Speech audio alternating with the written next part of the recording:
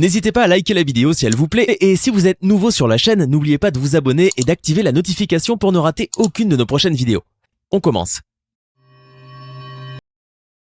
Le monde sur lequel nous avons la chance d'être nés est vaste et plein de belles choses et de lieux magnifiques. Mais il existe des points sur le monde que vous ne pouvez pas approcher, sous peine de conséquences parfois très graves. Certains endroits sont tellement secrets qu'ils apparaissent floutés sur Google Earth, tandis que d'autres sont tellement hostiles que l'homme n'a pas pu les découvrir. Installez-vous bien car aujourd'hui, nous allons découvrir 5 endroits interdits où vous ne pourrez jamais poser les pieds. L'île de Queimada Grande. Si vous avez déjà vu le film d'Indiana Jones, Les Aventuriers de l'Arche perdue, vous vous souviendrez forcément de cette scène culte où Harrison Ford est enfermé dans un trou qui pullule de serpents venimeux. Eh bien, c'est exactement ce qui peut vous arriver si vous allez dans l'île de Queimada, située à 35 km au large de Sao Paulo au Brésil. Cette île porte le surnom révélateur de l'île aux serpents, et ce n'est pas pour faire joli, ni pour attirer les touristes.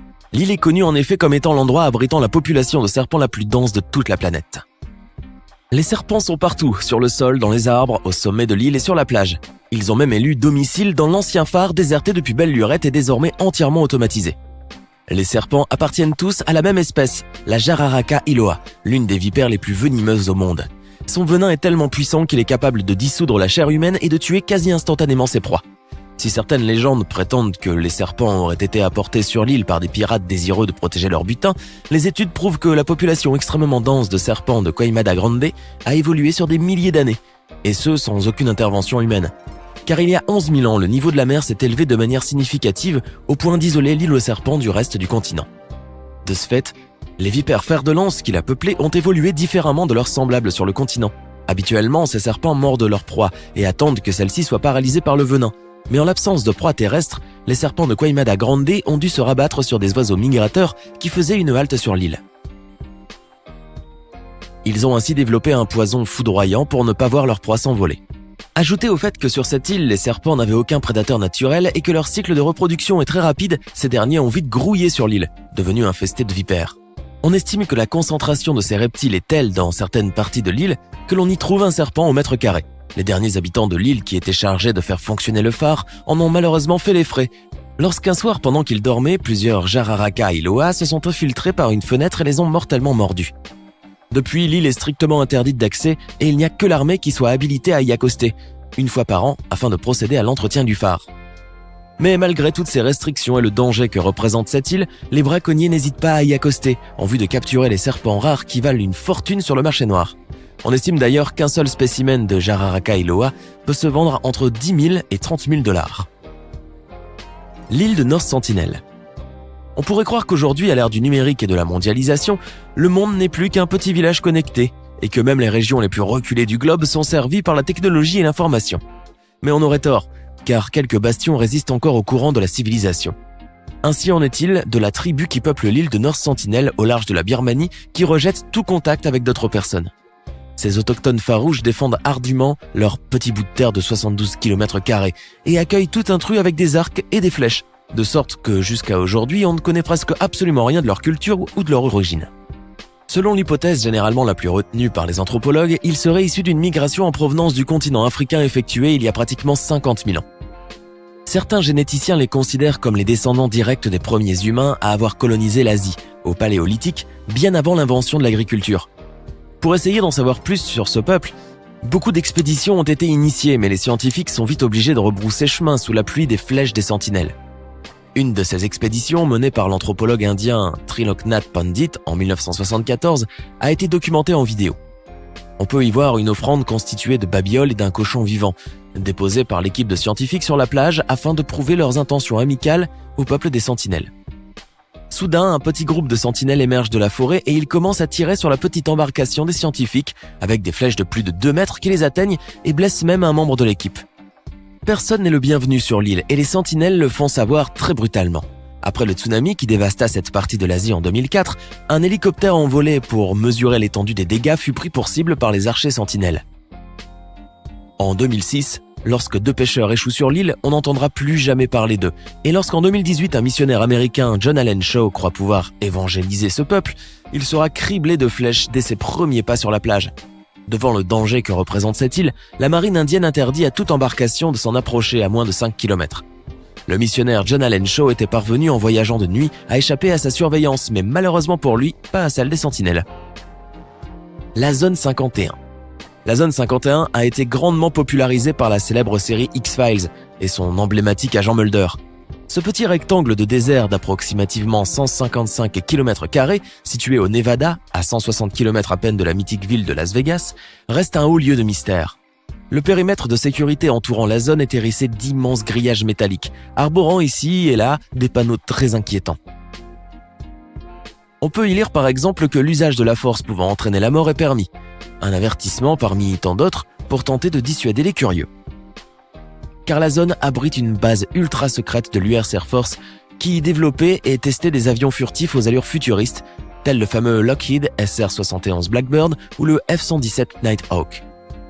Des avions qui ont longtemps été pris pour des ovnis et qui ont contribué à alimenter les rumeurs les plus folles sur la zone 51. Mais le mythe d'une base militaire étudiant la technologie extraterrestre est né en fait en 1947 avec l'affaire Roswell. Beaucoup ont cru à l'époque qu'une soucoupe volante se serait écrasée en effet à Roswell au Nouveau-Mexique, le 4 juillet de cette même année, et que le gouvernement aurait créé la zone afin d'analyser les débris de l'OVNI loin des regards indiscrets. Selon les tenants de la théorie du complot, Roswell serait une des manifestations les plus probantes d'extraterrestres, tandis que la thèse officielle l'explique par le crash d'un balançon d'espions. Toutefois, avec des centaines de témoignages, de livres, de séries et de films, la zone est définitivement ancrée dans la mémoire collective comme un haut lieu de rencontre avec les petits hommes verts, à tel point que l'autoroute qui y mène porte le nom d'autoroute des extraterrestres. Mis à part la pop culture et des amis de E.T., la zone 51 fait l'objet de plusieurs théories complotistes. Certains croient que la zone est protégée car elle habiterait les décors lunaires utilisés pour le simulacre des premiers pas d'Armstrong sur la Lune. Tandis que d'autres affirment qu'elle abriterait un complexe gigantesque enfoui sous terre où l'on développerait des armes d'un nouveau genre. Le mystère reste entier et ne cesse de titiller la curiosité de beaucoup d'internautes. Quoi qu'il en soit, la zone 51 reste jusqu'à aujourd'hui un des endroits les mieux gardés sur Terre, surveillé sans cesse par des patrouilles d'hélicoptères et de drones. Et si vous croyez, comme l'agent Fox Mulder, que la vérité est ailleurs, vous devrez la chercher ailleurs justement, car vous ne pourrez jamais y poser le pied. Le cosmodrome de Kapustin Yar. Au pire moment de la guerre froide, la Russie et les États-Unis ont mis en place des bases de lancement pour des missiles stratégiques à capacité nucléaire et les ont disséminés sur leur vaste territoire. Le cosmodrome de Kapustin Yar en fait partie, et inutile de dire que son existence a été tenue dans le secret le plus absolu par les Russes. Situé dans l'oblast d'Astrakhan, entre Volgograd et Astrakhan, le cosmodrome de Kapustin Yar est à l'origine de la création d'une ville fermée du nom de Znamensk, surgie de nulle part pour héberger les scientifiques et les employés de la base. Bien évidemment, cette ville ne figurait sur aucune carte et aucun intrus n'y était toléré. La ville et tout le périmètre du cosmodrome étaient entourés de barbelés et surveillés constamment par des gardes lourdement armés avec l'appui logistique de toute une armée. Les déplacements des habitants étaient strictement contrôlés et ils subissaient tous une enquête approfondie de la part du terrible bureau du NKVD. Mais malgré toutes ces précautions, le rival éternel de la Russie, l'oncle Sam, va finalement découvrir l'existence de cette base de lancement et son emplacement. Les services de renseignement américains ont en effet eu vent de l'existence du cosmodrome et ont alors dépêché un avion espion qui l'a pris en photo, ce qui fit perdre de facto à la base l'avantage stratégique que lui conférait le secret de son emplacement. Aujourd'hui, la guerre froide est vraiment refroidie et ce genre d'endroit n'a plus vraiment d'utilité. Toutefois, le cosmodrome de Kapustin Yar est resté en activité et la zone qui l'entoure reste entièrement interdite d'accès. Alors si vous ne voulez pas croupir dans une prison sibérienne ou subir un sort pire encore, on vous déconseille vivement d'aller faire un tour près du cosmodrome Kapustin Yar. L'île de Poveglia. Si vous avez la chance de visiter Venise un de ces jours, vous pourrez découvrir des lieux incroyablement beaux et chargés d'histoire et d'émotions, comme le fameux pont des Soupirs ou le palais des Doges. Mais vous pouvez être sûr qu'aucun gondolier ou guide touristique ne vous emmènera visiter l'île de Poveglia, même si vous lui offrez 1 an de salaire et de pourboire. Cette île, située dans la lagune entre la ville de Venise et l'île du Lido, possède en effet le titre terrifiant de l'île la plus hantée au monde, et son accès est totalement interdit aux touristes et aux visiteurs. L'histoire de ce petit lopin de terre de 900 mètres carrés est très certainement terrible et empreinte de beaucoup de douleur et de chagrin. Au XVIe siècle, lorsque la grande peste noire se déclara en Europe, l'île de Poveglia fut utilisée pour mettre en quarantaine les malades et elle se transforma vite en un immense charnier à ciel ouvert. Les personnes souffrantes étaient jetées et entassées dans des fosses communes alors même qu'elles étaient toujours vivantes. On estime ainsi que la peste bubonique a décimé plus de 160 000 personnes sur cette île. Des siècles plus tard, en 1922, on y construisit un hôpital psychiatrique, mais très vite, les patients internés furent victimes de visions macabres des esprits tourmentés que la peste avait décimés jadis.